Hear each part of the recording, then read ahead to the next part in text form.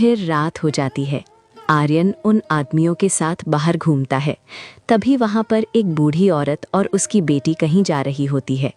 आर्यन उन्हें देखकर पूछता है, अरे अम्मा, इतनी रात को कहाँ जा रही हो? क्या बताऊं बेटे, ना रहने को घर है ना खाने को रोटी। हम माँ बेटी बहुत लाचार हैं, भीख मांगकर अपना गुजारा करती हैं। ये मेरी बेटी माया है। इसके पति ने हमें दहेज के लिए बहुत सताया, पैसों के लिए इसे बहुत मारपीट करता था। हम उसके पैसों की ज़रूरत पूरा ना कर सके तो उसने मेरी बेटी को तलाक देकर छोड़ दिया। मुझसे तो इस उम्र में कोई काम नहीं होता। बेटी काम करने जाया करती तो लोग उस पर बुरी नज़र रखने लगे। इसके पिताजी का देहांत हो गया। इतना कर्ज था कि मकान और खेत बिक गए। हम माँ बेटी का अब कोई नहीं है। अम्मा, मेरे पास तुम्हारी समस्या का हल है। तुम्हें जो चाहिए वो सब कुछ मिलेगा। इतना धन मिलेगा कि तुम माँ बेटी जिंदगी भर आराम से खा सको। तुम्हें कभी किसी के यहाँ काम पर जाने की जरूरत नहीं पड़ेगी। क्या रास्ता है बेटे? तुम्हें उसके बदले तुम्हारी बेटी की शादी मुझसे करनी पड़ेगी। बुढ़िया चौंक पड़ जाती है। शादी करनी पड़ेगी? लेकिन तुम हो कौन? मैं ऐसे कैसे शादी करा दूं? मैं एक अपराधी हूँ। कल सुबह मुझे फांसी होने वाली है और मुझे अभी इसी वक्त एक रात के लिए तुम्हारी बेटी से शादी करनी है और एक रात के लिए उसका पति बनना है। होश में तो हो? ये क्या कह रहे हो? एक अपराधी हो और कल फांसी भी होने वाली है, और ये जानते हुए भी मैं अपनी बेटी की शादी तुमसे कर दूं? कभी नहीं। बेटी चल यहाँ से। सोच लो अम्मा, अपनी जवान बेटी को लेकर कहाँ दरदर्ची ठोकर खाती फिरोगी। मैं इतना धन दूंगा कि तुमने कभी सोचा भी नहीं होगा। मेरा क्या है, मैं तो कल मर जाऊंगा, लेकिन तुम दोनों माँ बेटी का भला हो जाएगा। वो सारा धन तुम्हें मिल जाएगा। सोच लो, तुम्हारे फायदे की बात है। दोनों माँ बेटी सोच में पड़ जाती है। क्या करे माँ, तुम्हें क्या लगता है? बेटी, मुझे लगता है हमें इसकी बात मान लेनी चाहिए। आज रात की ही तो बात है। इसके बदले में हमें बहुत सारा धन देने वाला है। हमारी तो जिंदगी बदल जाएगी। उसके बाद हमें दर दर की ठोकरें खानी नहीं पड़ेंगी। वैसे भी इसको कल फांसी हो जाएगी। मुझे लगता है इसमें हमारा ही भला है। फिर वो बूढ़ी अम्मा आर्यन से कहती है, लेकिन एक बात बताओ, तुम आज रात के लिए शादी क्यों करना चाहते हो? वैसे भी तुम्हारे जीवन में अब बचा क्या है? तुम्हें तो कल फांसी हो जाएगी। फिर तुम्हें एक रात के लिए शादी क्यों करनी है? क्योंकि तुम्हारी बेटी से शादी करके अपनी संतान इस दुनिया में लाना चाहता हूँ, और ये तुम्हारी बेटी के बिना संभव नहीं है। इसलिए मुझे आज ही शादी करनी होगी, ताकि आज रात मैं तुम्हारी बेटी के साथ रह सकूं। मेरे पास आज रात का ही समय है। लेकिन तुम अपनी संतान इस दुनिया में लाना क्यों चाहते हो? उसे तो तुम कभी देख भी नहीं पाओगे, फिर भी क्यों? अम्मा, वो एक राज की बात है। बस मुझे मेरी संतान को इस दुनिया में लाना है, और मैंने धन कहाँ छुपाया है वो भी मैं तुम्हारी बेटी को बता दूंगा। अच्छा ठीक है, हम तैयार हैं। फिर वैसी ही हालात में दोनों की शादी करवाई जाती है और आर्यन एक रात के लिए उस अम्मा की बेटी माया के साथ रहता है, और दूसरे दिन आर्यन को फांसी भी हो जाती है।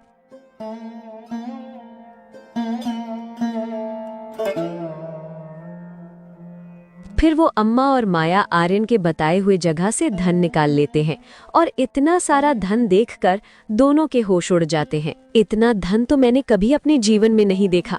माया, देख रही हो? हाँ अम्मा, अम्मा इसमें तो हम सारी जिंदगी बैठ के खा सकते हैं। हमें अब चिंता करने की कोई जरूरत नहीं। हमने आर्यन की बात मानकर अच्छा ही किया। खुद तो मर गया बेचारा, एक रात के बदले इतना धन देकर गया है कि हमारी सारी मुसीबत जिंदगी भर के लिए मिट गई। दोनों माँ बेटी खुश हो जाती हैं और एक आलीशान घर में रहने लगती हैं। कुछ ही दिनों में माया गर्भवती भी हो जाती है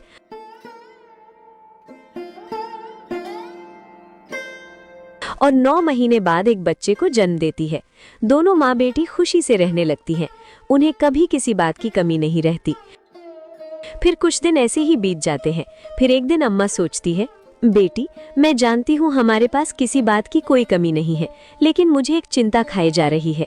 अब मैं बूढ़ी हो चुकी हूँ, पता नहीं कब भगवान का बुलावा आ जाए, तो तुम्हारा साथ कब तक दे पाऊंगी। बेटी, तुम्हें एक जीवन साथी की जरूरत है जो तुम्हारा साथ निभाए, जो तुम्हारे बच्चे को अपना नाम दे, उसे पिता का प्यार दे। मुझे लगता है माया, तुम्हें शादी कर लेनी चाहिए। अपने आंखों के सामने तुम्हारी शादी होते हुए देखना चाहती हूँ, ताकि मैं निश्चिंत हो सकूं। फिर मुझे तुम्हारी चिंता करने की कोई जरूरत ही नहीं पड़ेगी। तुम क्या कहती हो बेटी? शायद तुम सही कह रही हो माँ, मुझे अपने लिए ना सही लेकिन इस बच्चे के लिए शादी करनी पड़ेगी।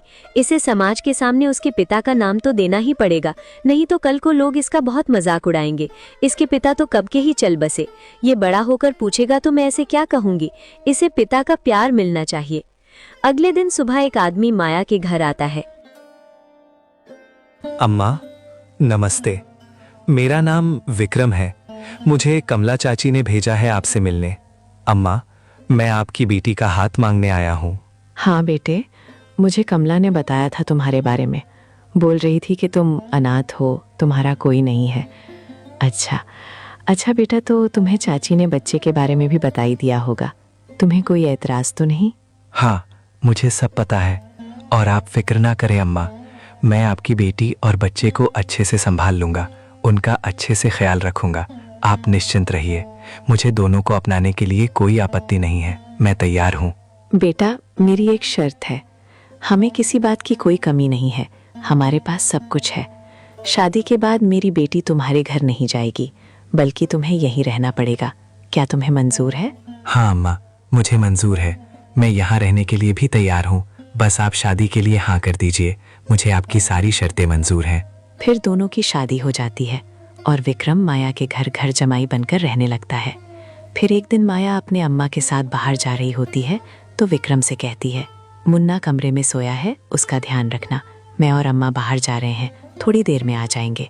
मैंने बोतल में दूध भरकर रखा है, अगर मुन्ना उठ जाए तो उसे पिला देना। हाँ माया, तुम निश्चिंत होकर जाओ। मैं हूं ना, मैं मुन्ना का अच्छे से ख्याल रख लूंगा, तुम फिक्र मत करो। माया और अम्मा के जाने के बाद विक्रम सोचता है, बड़ी आई मुन्ना का ख्याल रखना। मैं क्या तुम्हें कोई आया नजर आ रहा हूँ जो तुम्हारे बच्चे का ख्याल रखूंगा? बोल के तो ऐसे गई है जैसे मैं इसके बाप का नौकर हूँ। पता नहीं किसका बेटा पाल रही है। मुझे तुझ में और तेरे बच्चे को पालने में कोई दिलचस्पी नहीं है। मुझे तो तेरी दौलत में दिलचस्पी है। तेरी दौलत के लिए ही तो मैंने तुझसे शादी की थी, नहीं तो मैं एक बच्चे वाली शादीशुदा औरत से शादी करूंगा? बिल्कुल भी नहीं। मैंने तेरी दौलत पाने के लिए शादी की है।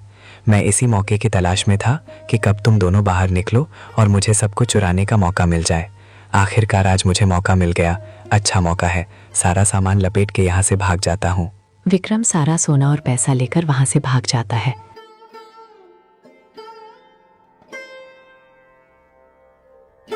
थोड़ी देर बाद माया घर आती है। अपने कमरे में जाकर देखती है तो विक्रम नहीं रहता। वो विक्रम को पूरे घर में देखती है, विक्रम कहीं नजर नहीं आता। फिर उसकी नज़र तिजोरी में पड़ती है तो उसे धक्का सा लगता है। वो अपनी माँ से कहती है, अम्मा ये क्या हो गया? तिजोरी तो पूरी खाली है और विक्रम घर में कहीं दिखाई नहीं दे रहा। इसका मतलब वो धोखेबाज निकला। उसने हमें धोखा दिया है। उसने मुझसे शादी हमारी दौलत पाने के लिए की थी। वही मैं सोचूं, अम्मा ये घर जमाई बनने के लिए इतनी जल्दी तैयार क्यों हो गया? हम तो लुट गए माँ, हम बर्बाद हो गए, हमारे पास कुछ नहीं रहा। हे भगवान, मैंने क्या सोचा था और ये क्या हो गया? मैंने तो तेरे भले के लिए सोचा था बेटी, कि मेरे बाद तुझे सहारा मिल जाएगा, लेकिन मुझे क्या पता था वो धोखेबाज निकलेगा। उसने तो हमें बर्बाद करके छोड़ दिया। दोनों माँ बेटी को सदमा सा लग जाता है। अम्मा ये बात सहन नहीं कर पाती, उसे दिल का दौरा आ जाता है और वो मर जाती है। माया के ऊपर दुखों का पहाड़ टूट जाता है।